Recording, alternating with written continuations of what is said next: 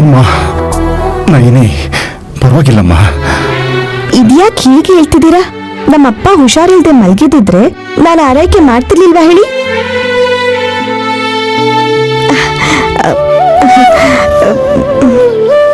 ನೀವು ಧೈರ್ಯವಾಗಿರಿ ದೊಡ್ಡ ಯಜಮಾನ್ರೆ, ನಿಮ್ಗೇನು ಆಗಲ್ಲ ಅಂತ ಡಾಕ್ಟರ್ ಹೇಳ್ಬೇಕಾಗಿಲ್ಲ, ನಾನೇ ಹೇಳ್ತಿದ್ದೇನಲ್ಲ. ನೀನ್ ದಿನಕ್ಕೊಂದ್ಸಲನಾದ್ರೂ ಧೈರ್ಯ ಹೇಳ್ತಿದ್ರೆ ನಾನು ಇನ್ನೂ 10 ವರ್ಷ ಹೆಚ್ಚು ಬದುಕ್ತೇನಮ್ಮ. 10 ವರ್ಷ ಯಾಕೆ ದೊಡ್ಡ ಯಜಮಾನ್ರೆ? ಇನ್ನು 100 ವರ್ಷ ಸುಖವಾಗಿ ಸಂತೋಷದಿಂದ ಆರಾಮಾಗಿರ್ತೀರಾ, ನೋಡ್ತೀರಿ ಬೇಕಿದ್ರೆ. ಯಜಮಾನ್ರೆ, ನಾನು ಹೇಳಿದ್ದು ನಿಜ ತಾನೆ? ನೋಡಿದ ದೊಡ್ಡ ಯಜಮಾನ್ರೆ, ಇವ್ರು ಕೂಡ ಹೌದು ಅಂತ ತಲೆ ಆಡಿಸ್ತಾ ಇದ್ದಾರೆ. ಯಜಮಾನ್ರೆ, ನಿಮ್ ಮನೆಗ್ ಫೋನ್ ಮಾಡಿ ದೊಡ್ಡ ಯಜಮಾನ್ರು ಆರಾಮಾಗಿ ಚೆನ್ನಾಗಿದ್ದಾರೆ ಅಂತ ಹೇಳಿ.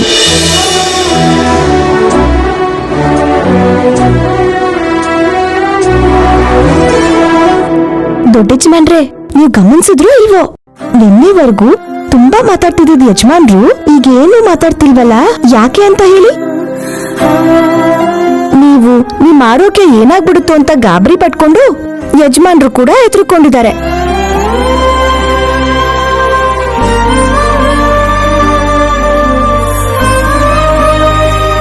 ಅವನು ಸುಮ್ಮನೆ ಇರೋದು ಅದಕ್ಕಲ್ಲಮ್ಮ, ನಿನ್ನ ಅವನ ಜೊತೆ ಮದುವೆ ಮಾಡಿಸಿದೀನಿ ಅಂತ ಅವನು ಮಾತಾಡ್ತಾ ಇಲ್ಲ. ಇಲ್ಲಿವರೆಗೂ ಒಂದು ಫೋನ್ ಇಲ್ಲ, ಒಂದು ಮೆಸೇಜು ಇಲ್ಲ. ಅಮ್ಮ ಎಷ್ಟು ಟೆನ್ಷನ್ ಮಾಡ್ಕೊಂಡಿರ್ತಾರೋ ಏನೋ.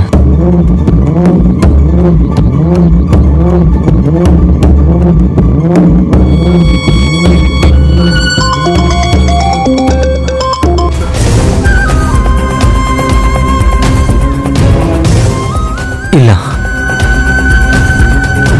ಅಮ್ಮನಿಗೇನು ಹೇಳ್ಬಾರ್ದು.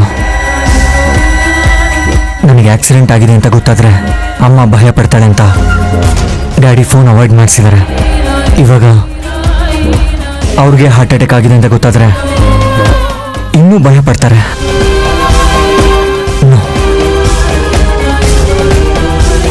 ಹಾಗಂತ ಅಮ್ಮಂಗೆ ಸುಳ್ಳು ಹೇಳಕ್ಕಾಗಲ್ಲ.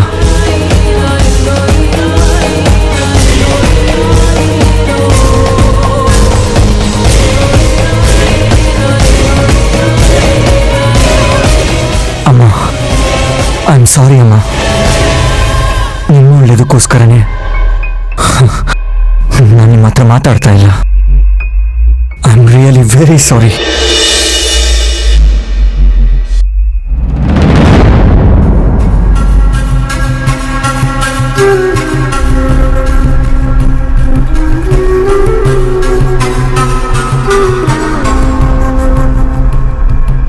ವಿಶಾಲ್ ಮಿಸ್ಡ್ ಕಾಲ್ ಕೊಟ್ಟಿದ್ದಾನಲ್ಲ, ಹೀಗೆ ಯಾವತ್ತೂ ಮಾಡಿಲ್ವಲ್ಲ?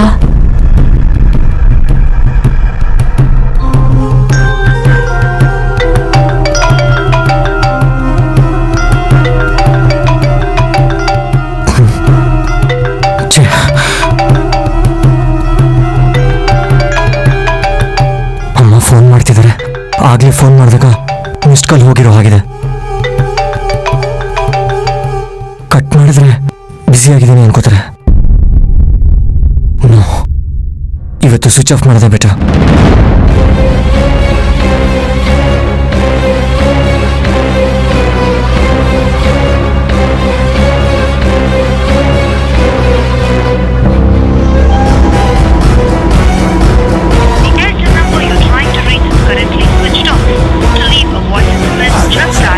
ಸ್ವಿಚ್ ಆಫ್ ಅಂತ ಬರ್ತಿದ್ಯಲ್ಲ, ಯಾಕೆ?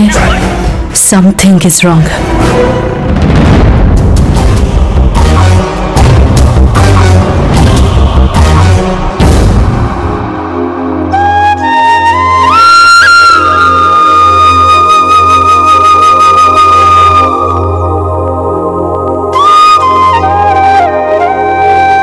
ಬಂದ್ರ? ನಿಮ್ ದಾರಿನೇ ನೋಡ್ತಾ ಇದ್ದೆ. ಈಗಿಂದ ಈಗ್ಲೇ ಬಾ ಅಂದ್ರಿ, ಏನಾಯ್ತು ಮಾವ? ಕಾರಣ ಇದೆಯಮ್ಮ. ನಮ್ಮನ್ನು ಈ ಊರಲ್ಲೇ ಇರು ಅಂದ್ರೆ ಆಗಲ್ಲ ತಾತ. ಇಲ್ಲ ಅಂದ್ರೆ ಮುಕಂಟಿಪುರದಲ್ಲಿ 3 ಹೊತ್ತು ಬಿದ್ದಿರ್ತ್ಯಾ? ಹೆಣ್ಣು ಮಗು ಹುಟ್ಟಿದ ಊರಲ್ಲಿ ಎಷ್ಟು ದಿನ ಅಂತ ಇರ್ತಾಳಮ್ಮ. ಹಾಗನ್ಕೊಂಡೇನಾ ನಮ್ ನೈನ್ಯಾಕ ಆ ಊರ್ ಬಿಟ್ ಬಂದಿದ್ದು? ಈಗಲೂ ಸಹ ಈ ಊರು ಬಿಟ್ಟು ಹೋಗೋ ಅವಕಾಶ ನೈನಿಗೆ ಸಿಕ್ಕಿದೆಯಮ್ಮ. ಎಲ್ಲಿಗೆ ಹೋಗ್ತಿದ್ದಾಳೆ ಮಾವ? ಇಲ್ಲೇನಾದ್ರೂ ನಡೀತಾ? ಏನಾದ್ರೂ ಆಯ್ತಾ ಅಂತ ಬೇರೆ ಕೇಳ್ತಿಯಲ್ಲಮ್ಮ. ನಾಲ್ಗೆ ಮೇಲೆ ಮಚ್ಚೆ ಇದೆ, ಇಲ್ ನೋಡಿ ಅಂತ ನಾಲ್ಗೆ ಚಾಚ್ಕೊಂಡು ಎಲ್ರಿಗೂ ತೋರ್ಸಿರ್ತಾಳೆ. ಅನಿಷ್ಟ ಅಂತ ಗೊತ್ತಾಗಿ ಈ ಊರ್ನವರು ಆಚೆ ಹಾಕಿರ್ಬೋದಮ್ಮ. ನೀನ್ ಸುಮ್ನಿರೇ, ನೀವ್ ಹೇಳಿ ತಾತ. ಅವಕಾಶ ಸಿಕ್ಕಿದೆ ಅಂತ ಹೇಳಿದ್ದೆ ಹೊರತು ಪರಿಸ್ಥಿತಿ ಬಂದಿದೆ ಅಂತ ಹೇಳಿಲ್ಲ. ಮೊದ್ಲು ವಿಷಯ ಏನು ಅಂತ ಹೇಳಿ ಮಾವ, ನನಗ್ ಭಯ ಆಗ್ತಿದೆ. ನಮ್ಮೂರ್ ಜಮೀನ್ದಾರರ ಹೆಂಡತಿ ಕಾಂತಮ್ಮ ಇದಾರಲ್ಲ, ಅವ್ರಿಗೇನು ಆರಾಮಾಗೆ ಇದಾರೆ. ಅವ್ರ ನೆಂಟರು ಜಗದೀಶ್ ಅವರು ದೊಡ್ಡ ಸಾಹುಕಾರರು. ಅವರು ನಮ್ಮ ನೈನಿನ ತಮ್ಮ ಸೊಸೆ ಮಾಡ್ಕೋತೀನಿ ಅಂತ ಕೇಳ್ತಿದಾರಮ್ಮ.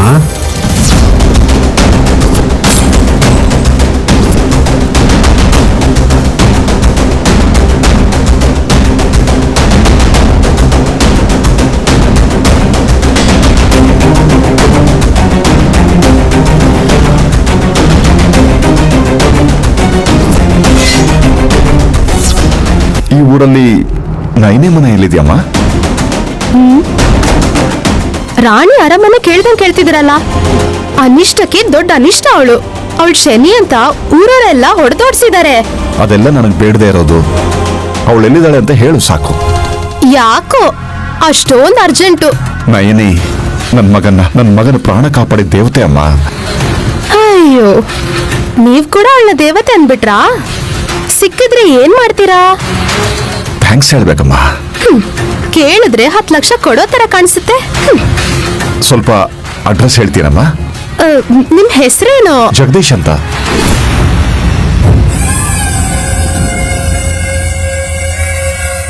ನೀವ್ ಹೇಳ್ತಾ ಇರೋದು ನಿಜನಾ ಮಾವ? ಅಕ್ಷರಶಃ ಸತ್ಯ ಅಮ್ಮ. ತುಂಬಾ ತುಂಬಾ ಸಂತೋಷ ಆಯ್ತು ಮಾವ. ಒಳ್ಳೆ ಸುದ್ದಿನೇ ಹೇಳಿದ್ದೀರಾ. ಗಾಬರಿಯಾಗಿ ಬಂದ್ ನಮ್ಗೆ ನೀವು ನಿಜವಾಗ್ಲೂ ಒಳ್ಳೆ ಸುದ್ದಿನೇ ಹೇಳಿದಿರಿ. ನಿಮಗಾಗುತ್ತೇನೋ ಸಂತೋಷ, ನನಗಾಗಲ್ಲ. ಹುಡುಗ ಎಲ್ಲಿದ್ದಾನೆ? ಏನ್ ಮಾಡ್ತಿದ್ದಾನೆ? ಏನಾದ್ರೂ ಹೇಳಿದ್ರಾ? ತಲೆ ತಲಾಂತರ ಕೂತು ತಿಂದ್ರು ಕರಗದ ಆಸ್ತಿ. ಹುಡುಗ ಅಮೆರಿಕದಲ್ಲಿ ಓದ್ಕೊಂಡು ಬಂದಿದ್ದಾರೆ. ಅವ್ರ ತಂದೆ ಆಸ್ತಿಗೆ ಕಂಪನಿಗೆ ಅವರೇ ವಾರಸದಾರರು. ಜಗದೀಶ್ ಅವರಿಗೆ ಸ್ವಲ್ಪ ಆರೋಗ್ಯ ಸರಿ ಇಲ್ಲ ಅಂತ ಆಸ್ಪತ್ರೆಲಿದ್ದಾರಷ್ಟೇ. ಅಯ್ಯೋ, ಆತಂಕ ಪಡುವಂತದ್ದೇನೂ ಇಲ್ಲ, ಹುಷಾರಾಗ್ತಿದ್ದಾರೆ. ನೈನಿಗೂ ಈ ಸಂಬಂಧ ನಿನಗಿಷ್ಟನಾ ಅಂತ ಕೇಳಿದ್ನಮ್ಮ. ಇಷ್ಟ ಅಂತ ಹೇಳಿದ್ಲು.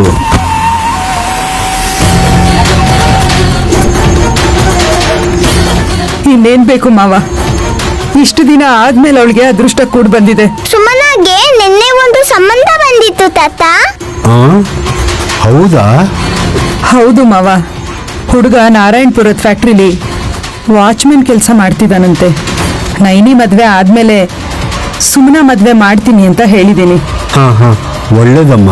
ಆದ್ರೆ ನೈನಿ ಮದ್ವೆ ಆಗೋ ಫ್ಯಾಕ್ಟ್ರಿ ಓನರ್ ಆದ್ರೆ ಈ ಸುಮನಾನ್ ಮದ್ವೆ ಮಾಡ್ಕೊಳ್ಳೋ ಹುಡ್ಗ ವಾಚ್ಮನ್ ಆಗಿದ್ದಾನ. ಅಷ್ಟೇ ತಾನೇ. ಯಾರ ಹಣೆಯಲ್ಲಿ ಏನು ಬರ್ದಿದ್ಯೋ ಅದೇ ಆಗತ್ತೆ. ಎಲ್ಲ ತಾಯಿ ವಿಶಾಲಾಕ್ಷಿ ದಯೆ.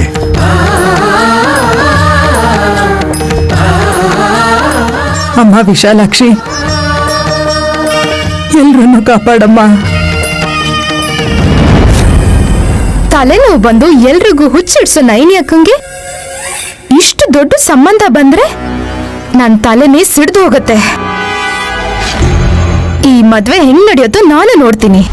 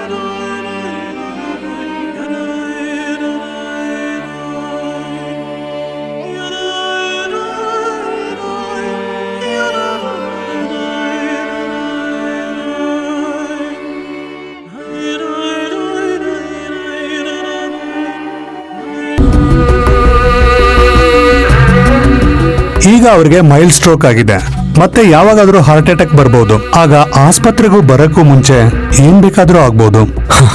ಹಾಗೆ ಮಾತಾಡಬೇಡಿ ಡಾಕ್ಟರ್. ಅವರು ಹುಷಾರಾಗ್ತಾರೆ ಅಂದ್ರೆ ಎಷ್ಟು ಖರ್ಚಾದ್ರೂ ಪರವಾಗಿಲ್ಲ. ಇನ್ನಾದ್ರೂ ಚೆನ್ನಾಗಿ ನೋಡ್ಕೊಳ್ಳೋದು ಒಳ್ಳೇದು ವಿಶಾಲ್.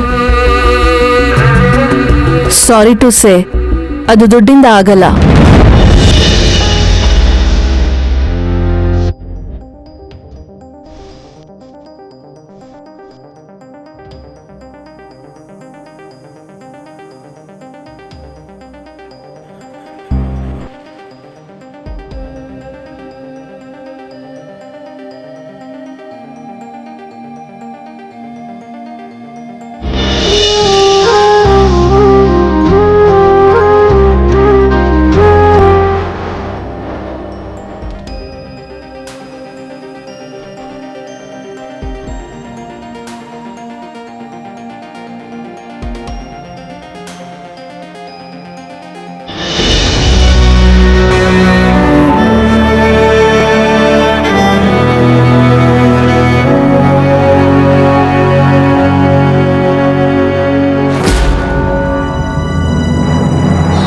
ಸಾರಿ ಡ್ಯಾಡಿ, ನೋವು ಕೊಡಬೇಕು ಅಂತನೋ ಅಥವಾ ಈ ಸ್ಥಿತಿಗೆ ತರಬೇಕು ಅಂತನೋ ನನ್ನ ಉದ್ದೇಶ ಅಲ್ಲ. ಅಮ್ಮನ ಕೊಟ್ಟು ಮಾತು ತಪ್ಪಾರ್ದು ಅಂತ ಹಾಗಂದೆ. ನಾನೇನು ಅಂತ, ನನ್ನ ಆಸೆಗಳೇನು ಅಂತ ಅಮ್ಮನಿಗೆ ಚೆನ್ನಾಗಿ ಗೊತ್ತು. ಅಮ್ಮ ತೋರ್ಸೋಳನ್ನ ಮದುವೆ ಆಗೋಣ ಅನ್ಕೊಂಡೆ, ಆದ್ರೆ ನಿಮ್ಮನ್ನು ನೋಡ್ಕೊಳ್ಳೋದು ಮುಖ್ಯ ಅಂತ ನನಗೆ ಈಗ ಅರ್ಥ ಆಯ್ತು ಡ್ಯಾಡಿ.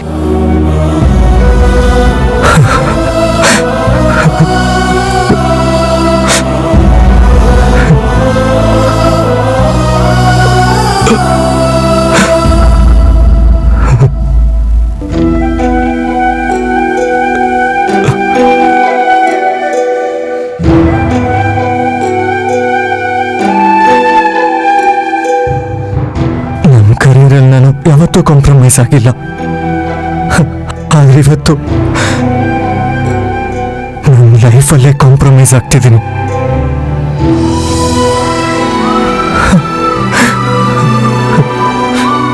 ನನ್ನ ಪ್ರಾಣ ಕಾಪಾಡಿದ ನೈನಿನ ನನ್ನ ಮದುವೆ ಆದ್ರೆ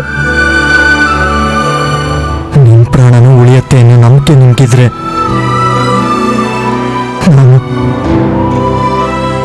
ನಾನು ಅವಳನ್ನ ಮದುವೆ ಆಗ್ತೀನಿ, ಅವಳನ್ನ ಮದುವೆ ಆಗ್ತೀನಿ ಡ್ಯಾಡಿ.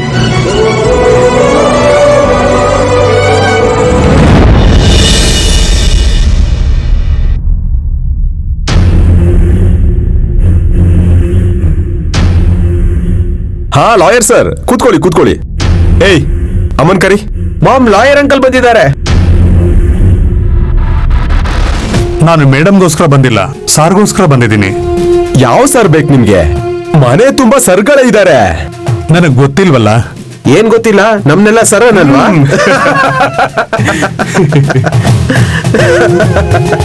ನೀನು ಸರ್ ಅಂತ ಕರೆಸ್ಕೊಳ್ಳೋಕೆ ಇನ್ನೂ ತುಂಬಾ ದಿನ ಹಿಡಿಸುತ್ತೆ ವಿಕ್ರಾಂತ್. ವಯಸ್ಸಲ್ಲಿ ಚಿಕ್ಕೋರು ಸರ್ ಅಂತ ಹೇಗ್ ಕರೆಯೋಕ್ಕಾಗತ್ತೆ? ನಾನ್ ಹೇಳಿದ್ದು ಯೋಗ್ಯತೆ ಬಗ್ಗೆ. ಏನ್ ರಂಗನಾಥ್ ಅವ್ರೆ, ಮನೆಗ್ ಬಂದ್ಬಿಟ್ಟಿದ್ದೀರಾ? ಜಗದೀಶ್ ಸರ್ನ ಮೀಟ್ ಮಾಡ್ಬೇಕಿತ್ತು ಮೇಡಮ್. ಏನ್ ಕೆಲಸ ಹೇಳಿ? ಈ ಡಾಕ್ಯುಮೆಂಟ್ಸ್ ಕೊಡೋದಿತ್ತು. ನನಗ್ ಕೊಡಿ, ನಾನೇ ಕೊಡ್ತೀನಿ. ಪರವಾಗಿಲ್ಲ ಮೇಡಮ್, ಸಾರ್ನ ಕರೀರಿ, ಅವ್ರಿಗೆ ಕೊಡ್ತೀನಿ. ಇಲ್ಲಿ ನೋಡಿ ಲಾಯರ್, ನಾವೇನು ಅವ್ರಿಗೆ ಬೇರೆಯವ್ರು ಅನ್ಕೊಂಡ್ರಾ?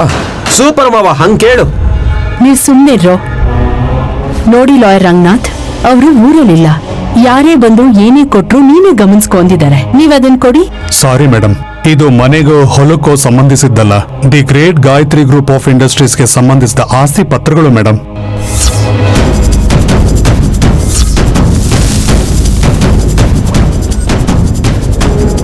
ಇದನ್ನ ಸಾರಿಗೆ ಬಿಟ್ರೆ ಬೇರೆ ಯಾರಿಗೂ ಕೊಡಕ್ಕಾಗಲ್ಲ. ನಾನು ಹೊರಗ್ನೋಳಲ್ಲ. ಗೊತ್ತು ಮೇಡಮ್.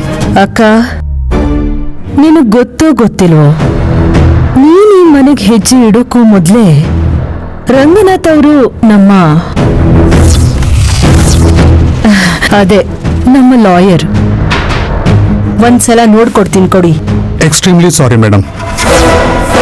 ಈ ವಿಷಯದಲ್ಲಿ ನೀವ್ಯಾರು ತಲೆ ಹಾಕೋದಾಗ್ಲಿ ಅಟ್ಲೀಸ್ಟ್ ಇದ್ರ ಬಗ್ಗೆ ಮಾತಾಡೋದಾಗ್ಲಿ ಮಾಡ್ಕೊಡ್ದು ಅಂತ ಜಗದೀಶ್ ಸರ್ ಸ್ಟ್ರಿಕ್ಟ್ ಆಗಿ ಹೇಳಿದ್ದಾರೆ. Boss ಹೇಳದಾಗೆ ಕೇಳ್ಬೇಕಲ್ವಾ madam? ಕಾಲ್ ಕೆಳಗಿರ್ಬೇಕಾದವ್ರನ್ನ ತಲೆ ಮೇಲೆ ಕೂರ್ಸ್ಕೊಂಡ್ ಮಾತಾಡಿದ್ರೆ ಹೀಗೆ ಮಾತಾಡ್ತಾರಕ್ಕ. ಕೆಲ್ಸ ಬೇಕಾದಾಗ ಸ್ವಾಮಿ ಬುದ್ಧಿ ಅಂತ ಮಸ್ಕ ಹೊಡ್ಕೊಂಡ್ ಬರ್ತಾರೆ. ವಿಕ್ರಾಂತ್, ದೊಡ್ಡವ್ರಿಗೆ ಹಾಗಂತಾರ? ಪರವಾಗಿಲ್ಲ ಮೇಡಮ್, ಚಿಕ್ಕ ಹುಡುಗರು ಈ ತರ ಮಾತಾಡ್ತಾರ ಬಿಡಿ. ಸಾರ್ ಬಂದ್ರೆ ಇನ್ಫಾರ್ಮ್ ಮಾಡಿ. ಬರ್ತೀನಿ ಮೇಡಮ್.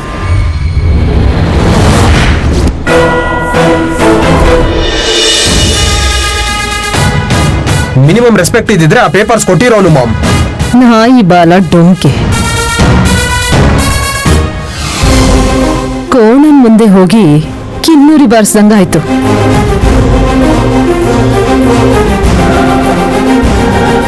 ನಮ್ಗೆ ಹೇಳ್ತಿರೋದಕ್ಕ.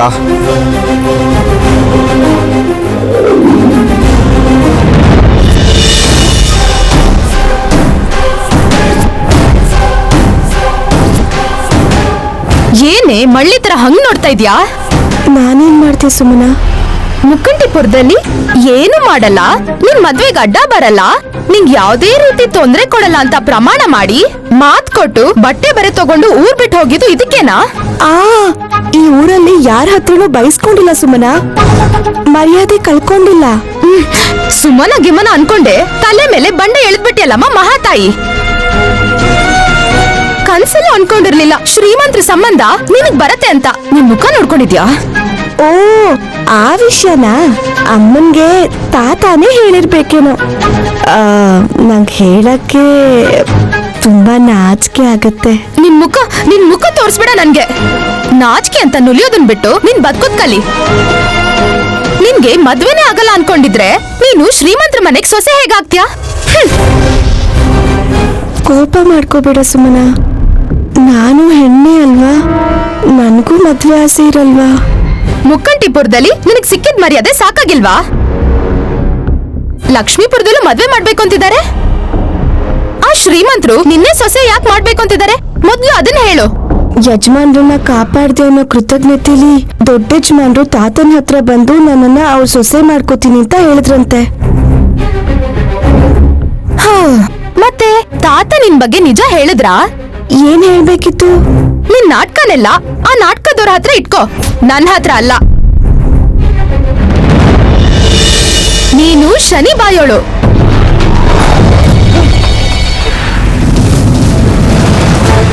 ನೀನೆಲ್ಲಿರ್ತೀಯೋ ಅಲ್ಲಿ ದರಿದ್ರ ಅನಿಷ್ಟ ಎಲ್ಲ ನಿನ್ನೆ ಹುಡ್ಕೊಂಡ್ ಬರುತ್ತೆ.